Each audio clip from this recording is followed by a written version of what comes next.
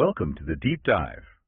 Today we're tackling something huge, maybe the ultimate modern communication challenge. Writing a dating app profile. Oh yeah, it's tricky. Seriously, think about it. You're trying to squeeze your whole personality, your humor, your hopes for the future into just a few lines and some pictures. It's a lot of pressure. It feels like this required course. It's somehow part job application, part, personality test. Yeah. And the anxiety is just always dialed up to 11. Well, the anxiety makes sense, honestly, because the stakes are incredibly high, especially because of how fast people judge. Yeah. You're basically asking for attention in this super crowded digital space. Yeah. And the research backs this up. People form first impressions, like trait impressions from faces, in maybe a tenth of a second. A tenth of a second. Wow. Yeah. And even if they do slow down to actually read your profile text, users often spend, less than a minute, maybe 2 minutes tops, deciding if they're even interested enough to, send a message. That's a terrifyingly small window. Yeah. So your first picture and that very first line of text, they carry this huge weight. Yes. What our sources called an outsized influence on whether you sink or swim. Exactly. Outsized influence, that's the perfect phrase. So our mission today is really to cut through all the noise. Okay. We're pulling out the research-backed strategies, the practical tips, the examples you can actually use to take a profile from just forgettable to genuinely interesting, fascinating even. We want to get why good profiles work. And the big takeaway, the sort of central insight we found seems to be this. Pictures might get the first glance, that initial click. They grab attention. But it's the text, the words, that actually seals the deal.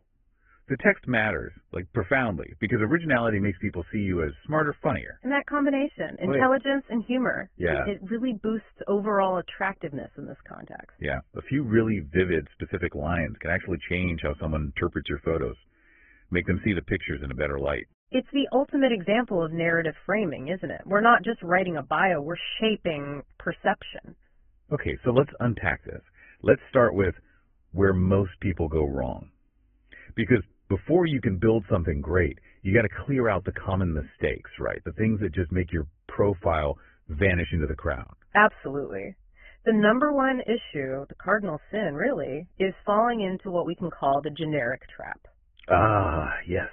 I know this one. It's using those phrases that sound nice, maybe feel good, but are totally empty. They seem okay, but they reveal absolutely nothing personal about you. Everyone does this, though. Yeah? I feel like there's this pressure to sound agreeable, not too weird. Totally. So give me the examples. What are the instant scroll past lines? Okay, the classics, the notorious trio, I love to travel. Yep, heard it a million times. I'm laid back. And the big one, I enjoy good food and laughter. Right. Who doesn't enjoy good food and laughter? That's the whole point. Exactly. They fail because they're universal. They're cliches. Using them basically signals, I put zero thought into this, and you just blend in with the last 50 profiles someone swiped through. That's so interesting. I always wondered why those are so common. Maybe it's like a defense mechanism. Feels safer not to say anything too specific. I think that's part of it. Vulnerability management, like you said. But the cost is huge. You become completely indistinguishable. Invisible. Yeah. And the research suggests that this lack of specificity signals low cognitive effort, which subconsciously people might link to low self-awareness or just not being serious. It feels safe, but it makes you forgettable instantly. Wow. Okay, so that's generic. But there's another type I see that feels almost worse. It's being really negative or defensive right off the bat. Oh, the harsh filter approach. Like those lines clearly meant to weed people out, but they just end up sounding angry and pushing everyone away. Yep. We see things like, no drama, please, or if you don't take care of yourself, swipe left, or don't bother messaging if. And look, the intention might be okay. Maybe they want to save time or set boundaries. But the tone just reads as hostile, preemptively hostile. Yeah, like you're already expecting a fight. Exactly. It suggests you've had bad experiences and you're braced for more conflict. That's just not warm or approachable, which is what people look for when starting something new. It's like putting a beware of dog sign on your profile. Pretty much. And then the final big mistake, the blank slate. Ah, the empty bio. Maybe just an emoji or two, even if the pictures are amazing. That's the digital void To the person viewing it, it often screams either, I'm not actually serious about dating, or maybe, I think my looks are enough, you figure out how to talk to me. Zero effort. Right. It gives someone absolutely no hook, no easy way to start a conversation, and if they have to work really hard just to figure out what to say, they'll probably just move on to the next person who made it easy for them. Okay, so we've cleared the deck. No generic cliches, no negativity or defensive walls, and please, no empty bios. Right. Avoid those pitfalls. Now let's get into the actionable stuff, the formula. How do we actually make a profile sound like a real, interesting, accessible person? The absolute core idea here, and we really can't stress this enough, is show, don't just tell. Show, don't tell. Okay, let's start with the opening line. That first impression.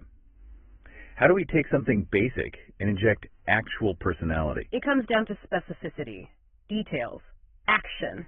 So think about generic opener, just a regular guy who loves movies. Okay, boring. Totally boring. Replace that vague label with something that paints a picture, an action, a scene. How about, Saturdays are sacred, usually involve cinema marathons and my ongoing homemade popcorn experiment. Oh, interesting. Currently trying to perfect a brown butter and rosemary recipe. Okay, see, that little detail, the homemade popcorn experiments, specifically the brown butter that does all the work. Exactly. It suggests you're enthusiastic, maybe a little bit domestic, willing to be kind of silly or creative, all in one quick phrase.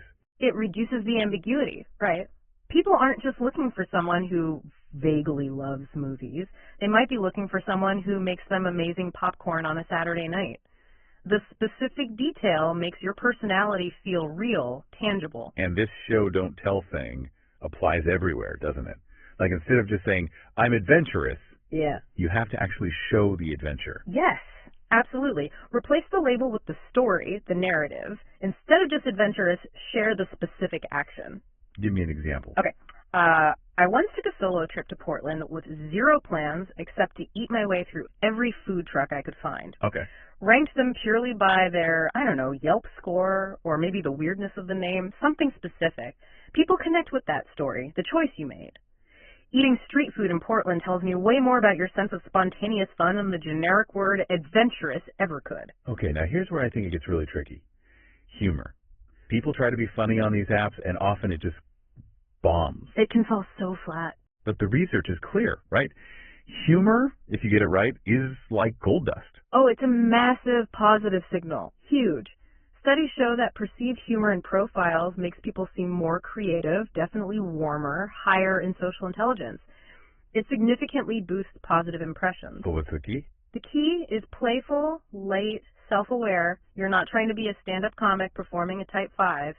It's more about being approachable. So less trying to land a killer joke, more like playful invitations. Precisely. A great way is a line that sort of invites them in, like, currently accepting applications for someone who laughs at terrible puns. Okay. Tolerates my questionable singing voice during road trips, and, maybe knows the difference between a serif and a sans serif font. Huh. I like that. It uses a bit of self-deprecation, makes you seem human, not intimidating. Right. It sets low expectations for perfection, which makes you really approachable. Or you can use a question. A question immediately lowers the barrier for someone to reply. Something easy, low stakes. What's your absolute go-to comfort movie after a rough day? Maybe add a little playful nudge. And bonus points if it's not The Notebook. Right. Gives them an easy thing to answer. They don't have to overthink it. Exactly. And that leads to another crucial point. Balancing confidence with warmth. You can show ambition, but you need to pair it with openness. Okay, explain that. So if you have a stronger line, maybe something like, I work hard at my career and I try to laugh even harder, that's good, it shows drive. But you need to balance it. Ow. Temper it with something more relational, more open, maybe add. And I really love learning from people who see the world differently than I do, especially if they can teach me how to cook something amazing. Ah. Okay, so it's showing ambition, but also like genuine curiosity, and that you're open to connection, to partnership. That blend is powerful. Drive plus warmth. Okay, so we have the formula. Specificity, showing not telling, using story, adding playful humor, and that balance of confidence and warmth. Let's see how this looks in some full profile examples from the sources. Okay, let's look at one called The Funny One. This style is usually really effective. It reads something like, fluent in movie quotes, slightly awkward dancing, and the art of the Sunday nap. Okay, quirky, relatable. Looking for someone who won't judge my questionable habit of eating breakfast food at 8 p.m., especially if it's waffles. Huh. I love that. The waffle line is great. It's specific, it's light, it makes you memorable, and it's an immediate, easy conversation starter, like what kind of waffles? Exactly. It's accessible. It invites that lighthearted chat. Or let's take the ambitious one. This one needs to blend purpose with personality without sounding like a LinkedIn profile. Right. Avoid the corporate jargon. So maybe building a career I'm really proud of, but I'm never too busy to disconnect for a long weekend escape or get lost in a great book. Okay, balanced. I value deep, honest conversations and that kind of genuine, uncontrollable laughter. That shows drive, ambition, but also makes it clear you value connection and aren't just about work. Relational availability. That's a potent mix. And what about apps like Bumble or Hinge that use prompts? You still have to apply the show don't tell rule there, right? You can't just give a one-word answer. Oh, absolutely. Prompts are a golden opportunity. If the prompt asks about your favorite trip, don't just write Italy. Boring. Right. Describe a moment, a feeling. Use that space for a mini story, for instance. My favorite trip. Probably a surprise weekend I planned in Nashville for my friend's album release. Okay, getting specific. We ended up in this tiny diner booth at 3 a.m. scribbling lyrics on napkins, just pure magic, and then maybe turn it back to them. Tell me about the last time you were genuinely surprised by a really good experience. See, that shares something intimate, a specific memory, and it asks an engaging question. Much better than just listing places. Way more engaging. Okay, we spent a lot of time on the text, the words, but we absolutely cannot ignore the visuals, the photos. If the text is show, don't tell, maybe the pictures need to be show, don't just pose. That's a great way to put it. The photos are, let's be honest, often the first filter. They're the price of admission, in a way, and they absolutely need to support the story you're telling in your bio. So what are the non-negotiables for photos? Rule number 1, clarity and authenticity. They have to be clear photos of you looking like you do now, not 10 years ago. And be natural. Natural light helps with that, right? Now, natural light is your absolute best friend. Seriously, if you take one piece of photo advice, it's use natural light whenever possible. It just makes pictures look warmer, more honest, more inviting, instantly. Okay, so we need good lighting.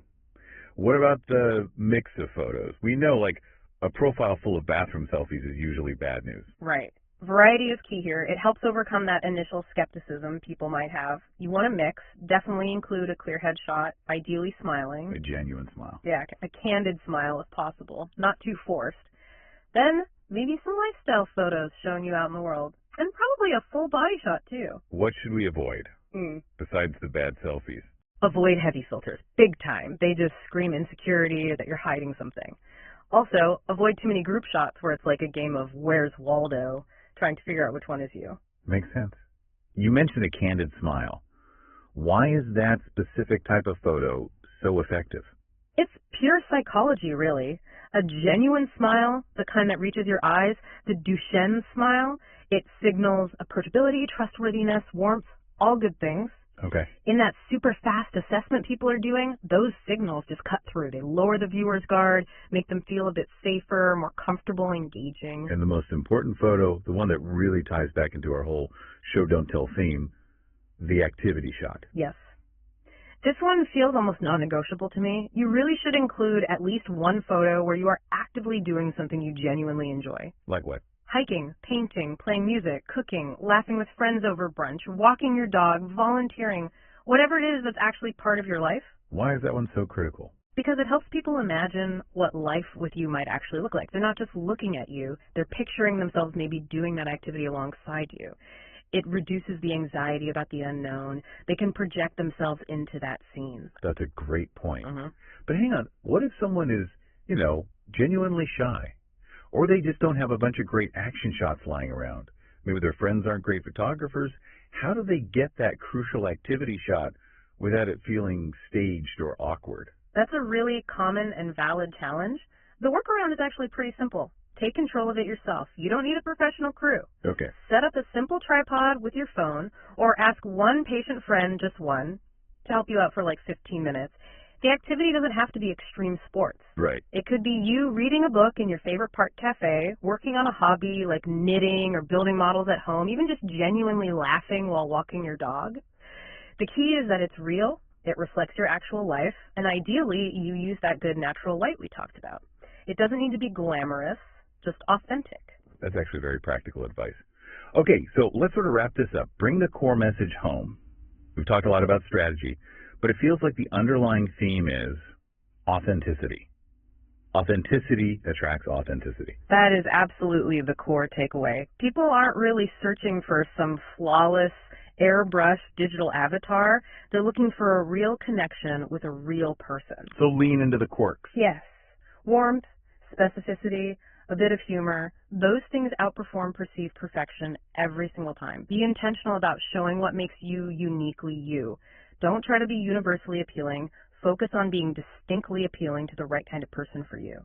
And before anyone hits publish on their newly crafted profile, there's one final super practical step from the source material that people often skip. Oh, this is crucial. You absolutely must ask a trusted friend to read your profile before you post it. Seriously. Why is that so important? Friends are essential because they help you overcome what psychologists call the self-perception bias. We're often blind to our own best qualities because, well, they just feel normal to us.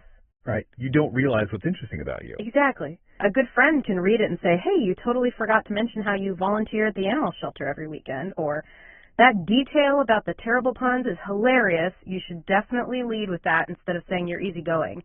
They see strengths you overlook. That outside perspective is invaluable. Okay, and one last thought. This isn't a set it and forget it kind of task, is it? Yeah. Profiles need maintenance. Not at all. Think of your profile as a living document. It's a reflection of who you are right now and what you're looking for right now. And guess what? You change. Hopefully. Yeah. So your profile needs to evolve too. It requires regular upkeep. Update your photos every few months, maybe rewrite parts of the bio to reflect what's current in your life. Remove anything that doesn't feel true anymore. Keep it fresh. Keep it fresh, keep it honest, keep it present. Make sure the person someone meets on a date is recognizably the person from the profile. That's the goal. Honesty and presence in your journey. It really comes down to being honest and present, not striving for some impossible perfection. And hey, if you want to dive deeper into this whole self-assessment and relationship journey, our sources mention a resource called the Love Compass. Sounds like a collection of quizzes and tools for singles and couples to navigate things with more clarity. Good resource. So yeah, go forth and write. Be intentional, be specific, be you. Great advice. We'll catch you next time for the next